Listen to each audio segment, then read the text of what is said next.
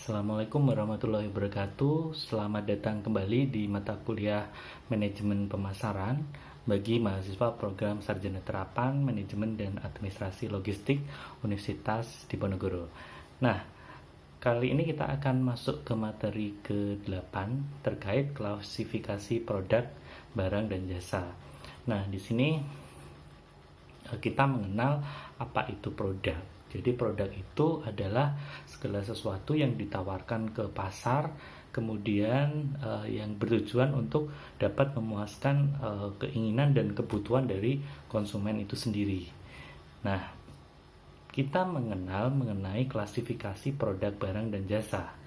Jadi klasifikasi produk itu sendiri dapat dikategorikan berdasarkan berwujud atau tidaknya, yang dapat diklasifikasikan menjadi barang dan jasa.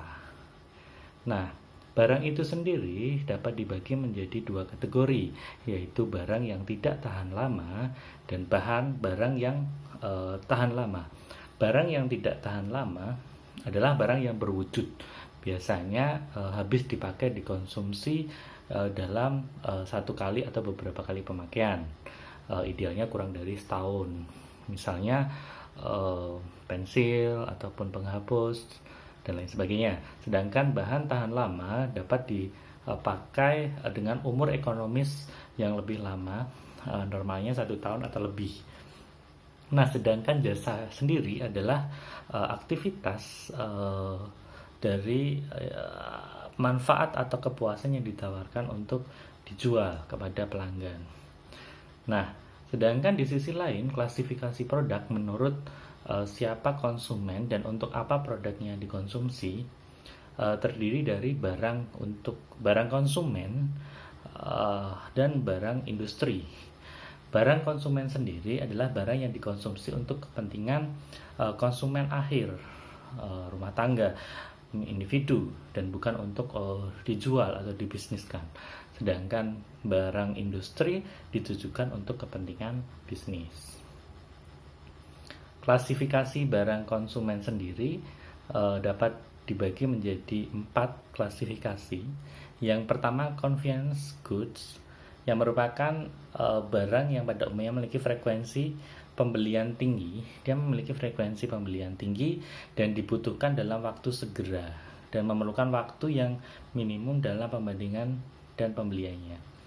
Kemudian ada shopping goods, barang-barang yang di dalam proses pemilihan dan pembeliannya dibandingkan dengan konsumen di antara alternatif yang tersedia. Ada specialty good, yaitu barang yang memiliki identifikasi merek yang unik, di mana kelompok konsumen bersedia melakukan usaha untuk membelinya. Dan yang terakhir ada unsold goods, yaitu barang yang tidak diketahui konsumen dan kalaupun diketahui belum terpikirkan untuk membelinya. Jadi ada 4 kategori atau klasifikasi barang konsumen.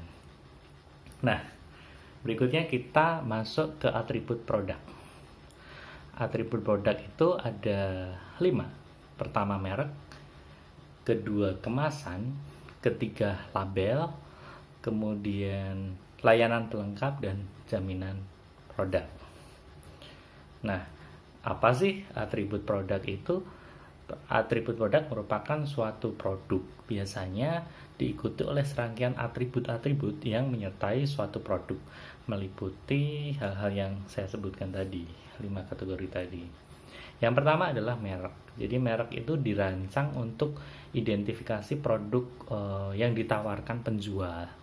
Jadi fungsi merek itu membedakan suatu produk perusahaan pesaingnya untuk mempermudah konsumen mengidentifikasi suatu dan meyakinkan konsumen akan kualitas suatu produk tersebut jika melakukan pembelian ulang berikutnya.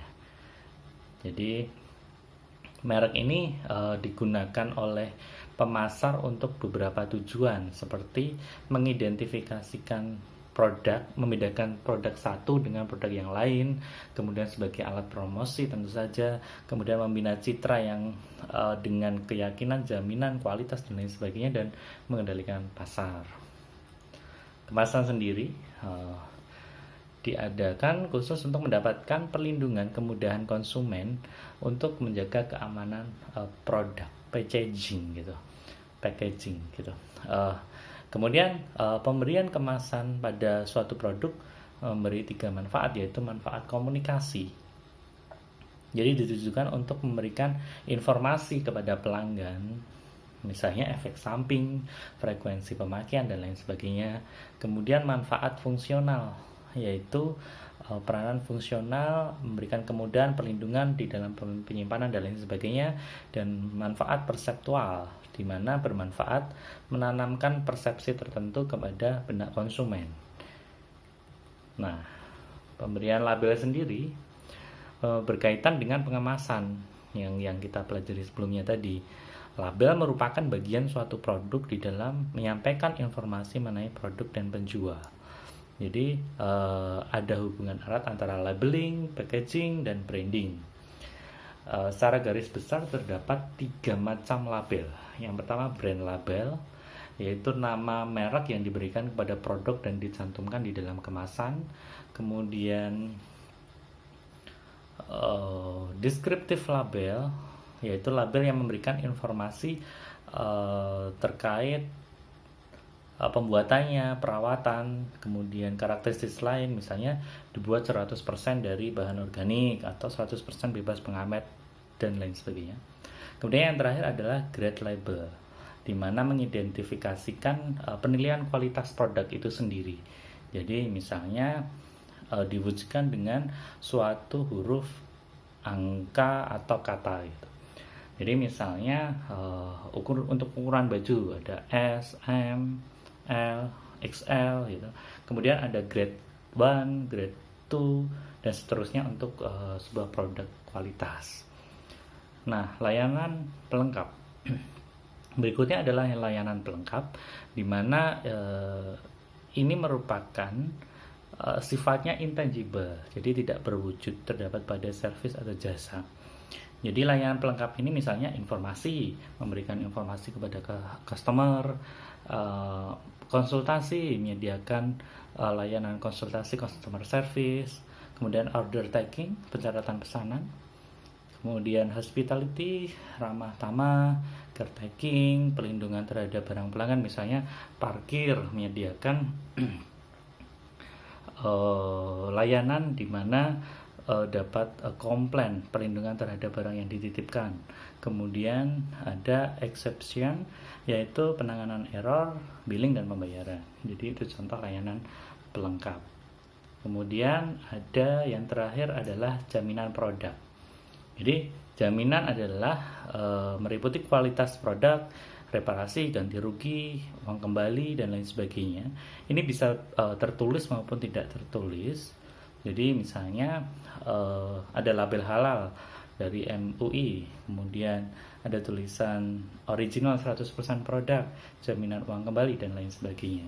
Nah, itu merupakan atribut dari produk itu sendiri. Nah, hari ini kita mempelajari mengenai